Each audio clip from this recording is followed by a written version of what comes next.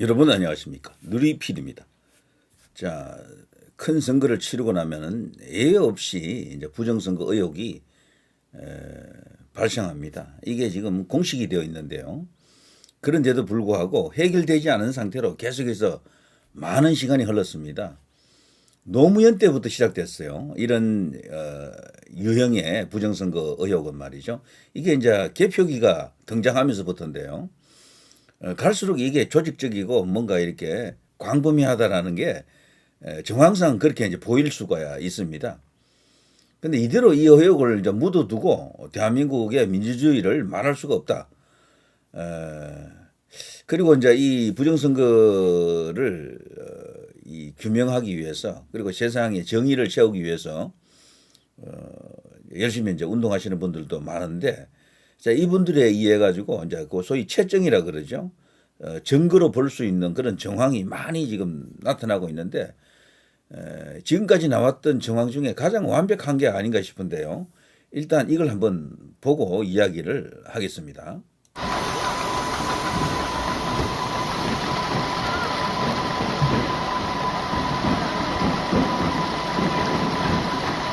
이준석이 표가 계속 나오고 있죠. 이준석 표.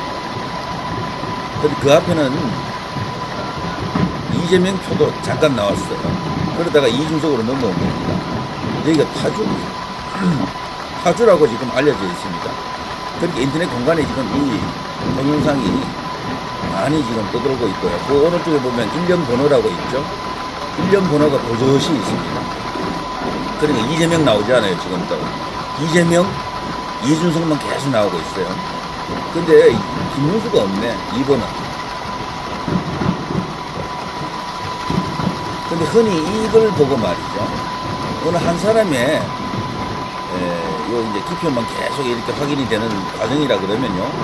이거는 투표지 분류기를 통과한 뒤에 재확인하는 과정이다라고 말할 수가 있는데 여기는 그게 아니고요. 1년 번호까지 지금 나와 있고 그리고 또 이재명 쫙 나오다가 이준석 쫙 나오다가 다시 이재명 쫙 나오다가 이런 식이잖아요. 가운데 2번 김문수가 없다.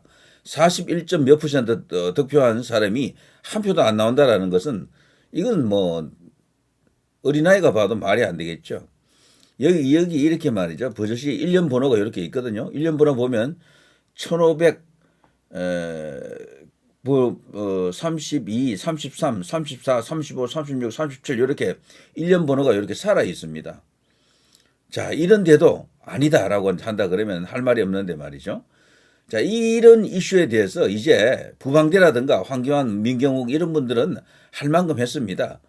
이제는 국민의힘이 나서야 됩니다. 언론이 이걸 외면하고 있는데 언론도 나서야 돼요. 자, 오른쪽에 있는 이 빳빳한 투표지는 어떻게 해서 이런 현상이 생길 수 있는지를 지금도 합리적으로 설명을 못하고 있거든요. 왼쪽에 있는 이런 투표지 보면 정상으로 보일 수도 있습니다. 이런 것들은. 이렇게 지금 뭔가 이렇게 한 번쯤 손을 탔다, 사람 손을 거쳤다라는 느낌을 주는 이런 투표 용지가 있는가 하면은 오른쪽에 있는 이런 것들은 이 납득이 안 되는 거야, 도대체가. 그리고 이런 것들은 대부분 또 일본에 많이 찍혀 있고요. 자, 이렇기 때문에 지금 저들이 정권 잡았다고 희희낙낙하고 있는데 말이죠. 거대한 지뢰밭을 지금 저들이 만났죠. 이 김민석이라고 하는 거대한 지뢰밭입니다. 이건 제가 다른 시간에 이제 방송을 집중적으로 할 생각인데요. 이재명은 아마 이 일로 인해서 청문회를 거치면서 지지율이 아마 곤두박질 칠 겁니다. 그러면서 레임덕이 올 것으로 조기 레임덕이 올 것으로 생각이 되고요. 그야말로 저 김민석이는 중합 세트더라고요. 자녀 문제까지 들어가 있습니다. 아빠 찬스까지 들어가 있기 때문에 저거는 그야말로 이재명의 지지율을 그냥 왕창 이렇게 끌어내릴 수 있는 대호재다라고 생각하고요. 자, 그런데 이 부정선거 이슈 관련해서 최근에 나왔던 많은 이제 뉴스가 있습니다만 일단 이런 것도 좀 보고요. 자, 민경욱 전 의원이 부정선거 꾸민 놈들 큰일 났다. 항복하고 기어 나올 일만 남았다. 내 입이 간질간질하지만 며칠만 참아야 되겠다. 이제 큰 물줄기는 결정이 됐다. 이기는 싸움이다. 자, 이렇게 지금 말하고 있고요. 뭔가 지금 믿는 구석이 있다. 해결된다라는 그런 희망을 주는 것 같죠. 자, 황교안 TV 부정선거 문제도 결국 미국이 나서야 해결되나 이런 또 SNS를 올렸죠.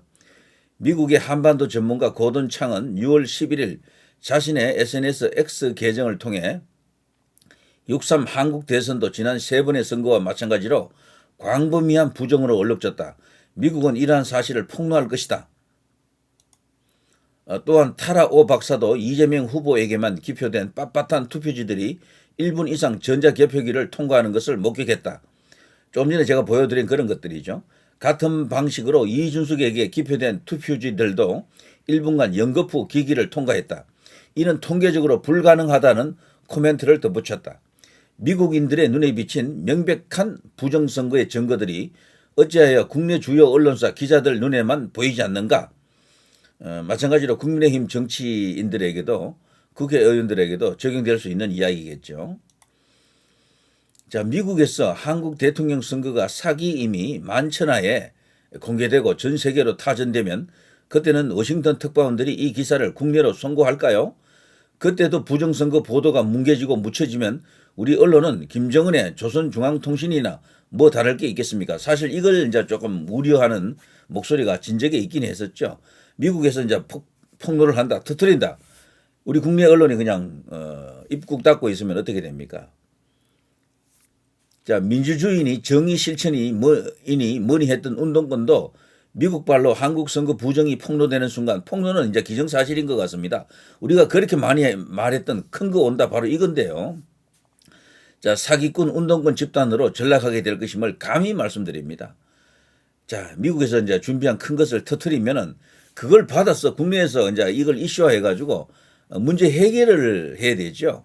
근데 이게 해결이 되지 않을 경우에 이제 미국이 가만히 있겠느냐? 저는 그렇지 않다라고 봅니다. 이재명 정부가 엄청난 어떤 부담을 갖게 될 것이다. 자, 자주를 내세웠던 운동권이 자정 능력을 상실하고 외세에 의해 자신들이 선거 부정을 저지른 사실이 드러나게 되면 여기서 말하는 외세는 중국이죠.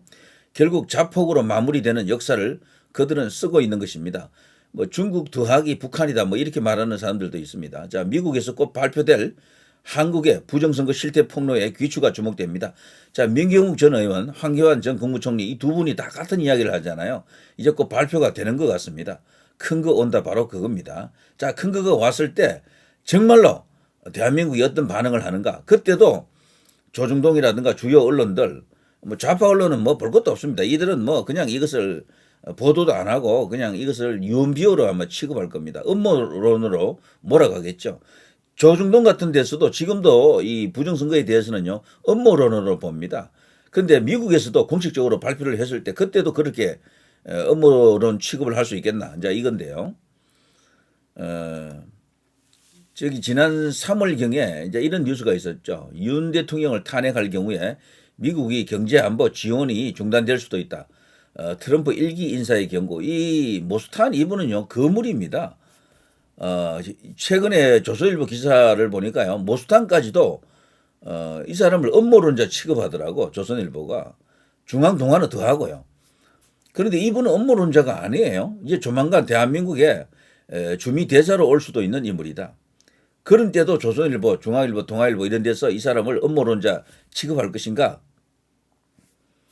이 사람은요, 미국 국무부 국제형사사법대사를 역임했고 트럼프 1기의 주요 인사 중에 한 명입니다. 간단한 인물이 절대 아니에요. 자, 이런 분이 이번에 국제선거감시단의 일원으로 우리나라에 이제 왔었고 충분히 잘 파악하고 많은 증거를 채증해서 돌아갔습니다. 그걸 그냥 묵힐 이유가 없겠죠. 자, 이 당시에도 윤 탄핵하지 마라라는 경고를 미국에서 던졌다라고 봐야 되는데 끝내 우리나라에서는 그 8대 0으로 그것을 탄핵시키고 말았죠. 자, 이분도 분명히 이런 것을 경고한 적이 있습니다.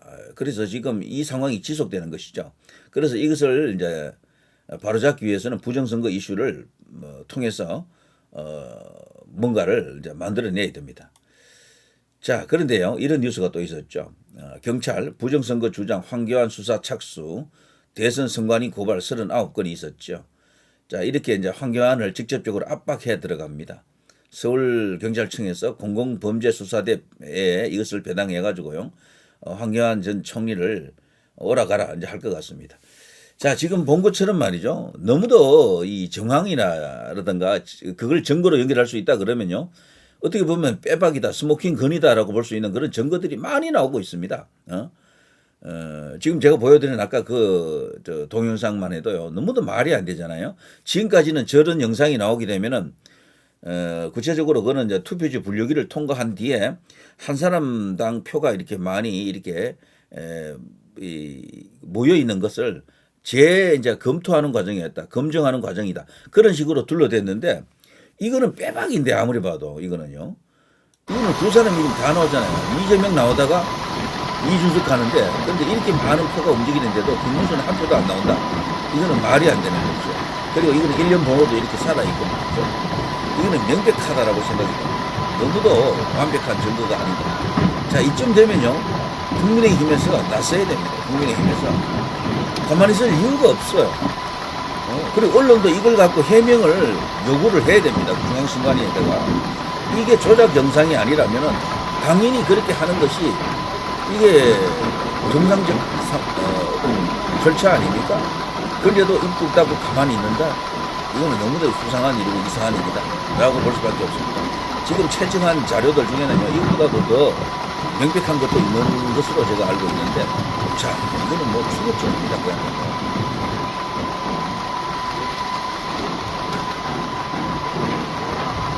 관외 투표지들인데, 관외 투표지라고 하더라도 이렇게까지 김문수 후보에 대한